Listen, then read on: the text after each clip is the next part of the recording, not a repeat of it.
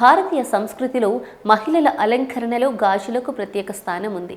చీరకు మ్యాచింగ్గా రంగురంగుల గాజులు ధరించడం అందాన్ని పెంచడమే కాకుండా సాంప్రదాయానికి కూడా ప్రతీకగా భావిస్తారు. అయితే జ్యోతిష్య శాస్త్ర ప్రకారం గాజులు కేవలం అలంకారం మాత్రమే కాదు, ఇవి సౌభాగ్యం, ఐశ్వర్యానికి సంకేతమని నిపుణులు చెబుతున్నారు. జ్యోతిష్య శాస్త్రం ప్రకారం గాజులు లక్ష్మీదేవి మరియు శుక్రగ్రహానికి సంబంధించినవిగా భావిస్తారు. అందుకే వాటిని ధరించే విషయంలో కొన్ని నియమాలు పాటించడం మంచిదని చెబుతున్నారు.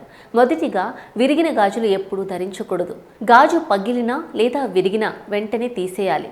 విరిగిన గాజులు ధరించడం వల్ల ఇంట్లో ప్రతికూలతలు, ఆర్థిక ఇబ్బందులు రావచ్చని పెద్దలు చెబుతారు. అలాగే మంచం మీద కూర్చొని గాజులు వేసుకోవడం లేదా తీసేయడం మంచిది కాదని నమ్మకం. ఇలా చేయడం వల్ల ఇంట్లో కలహాలు ఏర్పడే అవకాశం ఉందని అంటూ ఉంటారు. ఎవరైనా ప్రేమతో గాజులు బహుమతిగా ఇస్తే వాటిని గౌరవంగా స్వీకరించి కనీసం ఒక్కసారైనా ధరించడం మంచిది. ఇంకా దానం చేసే సమయంలో పాతవి లేదా మురికివి ఉన్న గాజులు ఇవ్వకుండా కొత్త గాజులనే దానం చేయాలి అని శాస్త్రం సూచిస్తోంది.